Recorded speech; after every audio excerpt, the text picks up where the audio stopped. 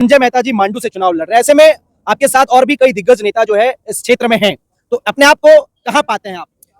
दिग्गज किस मायने में? अपराधी होना दिग्गज है, अकूत धन संपत्ति अवैध तरीके से अर्जित करना दिग्गज कहलाना होता है, किसी नेता का बेटा होना दिग्गज कहलाना होता है। एक तरफ बिरसा की प्रतिमा है और एक तरफ कॉर्पोरेट कंपनी का धुआं निकल रहा है। अब सवाल यह है कि एक राजनीतिक नेता के तौर पर आप रुंगटा के साथ खड़े होते हैं कि बिरसा के साथ खड़े होते हैं? हमने बिरसा के साथ खड़े होने का संकल्प चुना है। इसके लिए चाहे खून पसीना बहाना पड़े, चाहे शहादत देना पड़े, हम बिरसा के प्रेरणा के साथ खड़े रहेंगे। हम इन कंपनियों को भगाएंगे और यहाँ के लोगों को रोजगार दिलाएंगे। आज की राजनीति दारू, मुर्गा, पैसा, इसी की बुनियाद पर चल रही है। लेकिन इस बार हम लोग दरवाजे तक जा रहे हैं, लोगों से व्यक्तिगत तौर पर मिल रहे हैं और दरवाजे दरवाजे जाकर के डोर टू डोर कैंपेन कर रहे हैं। हर घर दस्तक, हर दरवाजे दस्तक दे रहे हैं और जो पुराने लोग हैं उन लोगों से भी मिल रहे हैं और उनसे आशीर्वाद मांग रहे हैं। और माँ बहन लोग गाँव घर में कह रही है कि बाबू तोरा हेलमेट पर वोट दलियो, ना जीतो पार ली, अबरी तोरा जरूर जिता दबा, बड़ी मेहनत करो। पिछले बार झारखंड विधानसभा चुनाव की सरगर्मी तेज हो चुकी है। ऐसे में हम लोग इस वक्त मांडू में हैं और मांडू में जो है लगातार संजय मेहता जनसंपर्क अभियान चलाए हुए हैं। ऐसे में आज झारखंड स्थापना दिवस भी है और भगवान बिरसा मुंडा का माल्यार्पण करके जो है संजय मेहता आज के दिन की शुरुआत कर रहे हैं। बातचीत करते हैं।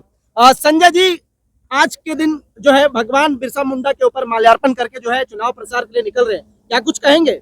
15 नवंबर की तारीख ऐतिहासिक तारीख तो है ही। 2 महीनों में पहला तो बिरसा की जयंती है, दूसरा झारखंड उसी दिन अलग हुआ बिहार से। अब सवाल ये है कि क्या बिरसा के सपनों का झारखंड बन पाया? क्या जो बिरसा के संकल्पों का झारखंड था वो क्या वो बन पाया? वो नहीं हो पाया है। बिरसा ने क्या कहा था? जल जंगल जमीन की रक्षा करनी होगी। और जब उन्होंने क्रांति के रास्ते से अंग्रेजों के दांत खट्टे किए तो आपको ये मालूम होगा कि उस वक्त इस पूरे इलाके में, छोटा नागपुर पठार के इलाके में, यहाँ से उन लोगों को भागना पड़ा था। आज की तारीख में भी यहाँ पर कॉरपोरेट ताकतें माइनिंग कर रही हैं, कंपनियां लगा रही हैं, हमारा जल जंगल जमीन उजाड़ रही हैं। उसके एवज में यहाँ के लोगों को कुछ नहीं मिल रहा है। तो हम लोगों ने भी बिरसा से प्रेरित होकर क्रांति का रास्ता अपनाया है और क्रांति के रास्ते से झारखंड में बदलाव लाने की कोशिश कर रहे हैं। उसमें एक थोड़ा परिवर्तन ये है कि अब हम लोग चुनावी राजनीति में भी आ गए हैं, क्योंकि अब डेमोक्रेसी है। बिरसा जब आंदोलन कर रहे थे उस वक्त देश आजाद भी नहीं हुआ था, बंगाल प्रेसिडेंसी हुआ करता था। तो मेरा कहना यह है कि अगर बिरसा को आप अपना प्रेरणा मानते हैं तो आपको उनके रास्ते पर चल करके झारखंड को बदलने का संकल्प लेना होगा।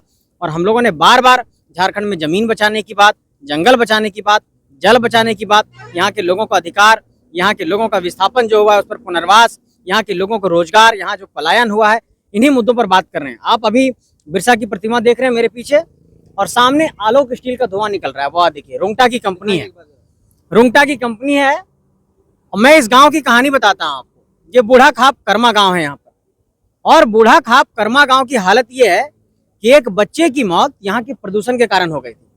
उस गांव में फसल नहीं हो पा रहा है, पूरा फसल काला पड़ जा रहा है। घर में लोग खाना बना रहे हैं तो किचन में पूरा काला परत जम जा रहा है। पूरे गांव की जमीन काली हो गई है, गांव के जितने पेड़ पौधे हैं सब काला काला हो गया, आसपास इधर का भी। और प्रदूषण से कई तरह की बीमारियां हो गई। अगर आज मेडिकल टेस्ट किया जाए उस बूढ़ा खाप कर्मा गांव में तो वहां पर लोगों को कई तरह की बीमारियां मिलेंगी। तो ये एक एग्जाम्पल है कि एक तरफ बिरसा की प्रतिमा है और एक तरफ कॉर्पोरेट कंपनी का धुआं निकल रहा है। अब सवाल यह है कि एक राजनीतिक नेता के तौर पर आप रुंगटा के साथ खड़े होते हैं कि बिरसा के साथ खड़े होते हैं? हमने बिरसा के साथ खड़े होने का संकल्प चुना है। इसके लिए चाहे खून पसीना बहाना पड़े, चाहे शहादत देना पड़े, हम बिरसा के प्रेरणा के साथ खड़े रहेंगे। हम इन कंपनियों को भगाएंगे और यहाँ के लोगों को रोजगार दिलाएंगे, यहाँ के लोगों का जल जंगल बचाएंगे। यही हमारा एक तरीके से संकल्प है। संजय मेहता जी मांडू से चुनाव लड़ रहे हैं। ऐसे में आपके साथ और भी कई दिग्गज नेता जो है इस क्षेत्र में हैं, तो अपने आप को कहाँ पाते हैं आप? दिग्गज किस मायने में? अपराधी होना दिग्गज है, अकूत धन संपत्ति अवैध तरीके से अर्जित करना दिग्गज कहलाना होता है, किसी नेता का बेटा होना दिग्गज कहलाना होता है, क्या 40 साल से राजनीति कर रहे हैं आपके लोग पलायन कर रहे हैं ये दिग्गज कहलाना होता है, क्या यहाँ के लोग कंपनियों से लेवी ले रहे हैं उन नेताओं को आप दिग्गज करेंगे? ये सब असफल लोग हैं, फेल लोग हैं, इनको दिग्गज कहना दिग्गज शब्द का अपमान है। मैं साफ तौर पर यह कहना चाहता हूं कि मांडू की राजनीति में इस बार परिवर्तन होना चाहिए, पूरे झारखंड की राजनीति में परिवर्तन होना चाहिए। और सिर्फ इस बुनियाद पर कि कोई किसी नेता का बेटा है, बेटी है, पति है, पत्नी है, कोई अकूत संपत्ति जमा कर लिया उसको जिता दो, इस तरीके से नहीं होगा। भावनाओं पर खेलने से नहीं होगा। झारखंड को सही नीति की जरूरत है, नियम की जरूरत है, झारखंड को पॉलिसी की जरूरत है, यहाँ के पहाड़ों को बचाने की जरूरत है, जंगलों को बचाने की जरूरत है। आज की राजनीति दारू, मुर्गा, पैसा, इसी की बुनियाद पर चल रही है। 500,000 रुपए में वोटरों को प्रभावित करने की चाल चली जा रही है। ये वोटर क्यों प्रभावित हो जा रहे हैं?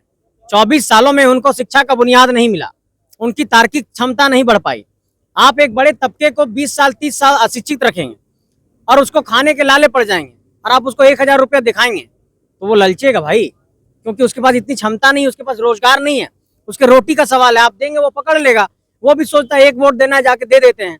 तो ऐसे में लोग वोट खरीद लेते हैं। दूरदर्शी दृष्टिकोण से देखिए, इसमें वोटर की भी गलती नहीं है।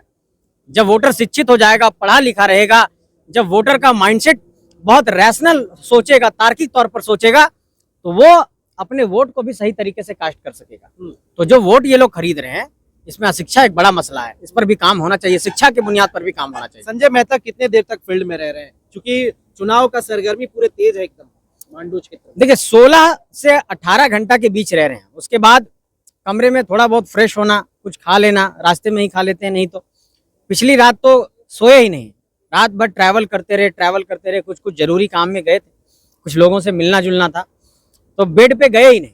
और फिर सुबह आज इधर कार्यक्रम में लगे, अभी फिर जनसंपर्क अभियान में चलेंगे। इस बार 2 चीजों पर हम लोगों ने अपनी मजबूती बनाने की कोशिश की है। पिछली बार जब लोकसभा लड़ रहा था तो लोकसभा का एक विधानसभा था मांडू से मुझे लगभग 54,000 वोट मिले और लोकसभा से लगभग 1,60,000। हमने सोचा कि जब पिछली बार हमारा बूथ प्रबंधन कमजोर था तब इतने लोगों ने मतदान किया, एक बार बूथ प्रबंधन को मजबूत किया जाए। तो इस पर पूरा फोकस बूथ प्रबंधन पर है। दूसरा, जब हम कोई बड़ा कार्यक्रम करते हैं तो लोगों से व्यक्तिगत तौर पर नहीं मिल पाते हैं, तो हम इस बार, चूंकि हम लोगों ने कल एक रैली की, जनसंपर्क किया, तो लोगों से मिलने जुलने की एक कोशिश हुई, लेकिन इस बार हम लोग दरवाजे तक जा रहे हैं, लोगों से व्यक्तिगत तौर पर मिल रहे हैं और दरवाजे दरवाजे जाकर के डोर टू डोर कैंपेन कर रहे हैं, हर घर दस्तक, हर दरवाजे दस्तक दे रहे हैं और जो पुराने लोग हैं उन लोगों से भी मिल रहे हैं और उनसे आशीर्वाद मांग रहे हैं। और माँ बहन लोग गाँव घर में कह रही है कि बाबू तोरा हेलमेट पर वोट दलियो, ना जीतो पार ली, अबरी तोरा जरूर जिता दबा, बड़ी मेहनत करो। पिछले बार भी हेलमेट था, इस बार भी हेलमेट है, सौभाग्य देखिए। और इस बार क्रमांक संख्या सिर्फ बदला है, हाँ। 18 हो गया है। हाँ। कितना मतलब इस बार जो है अपने आप को लकी मानते हैं कि इस बार फिर से पुनः जो है उतने लीड मिल पाएगा? बिल्कुल नहीं, लीड की बात मत करिए, ये हम लोग जीतने जा रहे हैं चुनावी मैदान को। क्यों? पिछली बार जो जीते हुए प्रत्याशी हैं उन्होंने 49,000 कुछ 800 वोट लाया था और जीत गए थे। उसके बाद 2024 में लोकसभा का चुनाव हुआ तो मांडू से 54,000 वोट मुझे मिले लगभग, तो उनसे तो 5,000 वोट मुझे ज्यादा मिल चुका है इस 2024 में। तो फिर 2024 में जब हम विधानसभा में आए हैं तो जनता जरूर अपना आशीर्वाद देगी, इस बात का पूरा भरोसा है। और हमने ऐसा नहीं है कि जनता की लड़ाई नहीं लड़ी है, जनता के मुद्दों पर लगातार लड़ाई लड़ते रहे हैं और जनता से यही कहना चाहते हैं कि एक बार प्रत्याशियों की तुलना करिए। मैं ये नहीं कहता हूं कि मैं श्रेष्ठ हूं, लेकिन जो श्रेष्ठ है उसको मतदान करिए, गुंडे मवाली अपराधी किस्म को मत करिए। मैं ये कहना चाहता हूं अपना मतदान सही जगह पर दीजिए और अगर आपको लगता है कि संजय में काबिलियत है तो जरूर दीजिएगा। हेलमेट मेरा चुनाव चिन्ह है। चलिए, बहुत शुक्रिया तमाम बातचीत करने के लिए। धन्यवाद। बाकी आप तमाम लोग क्या सोचते हैं अपनी प्रतिक्रिया और सुझाव में जरूर दें। बहुत धन्यवाद। जोहार, जय हिंद।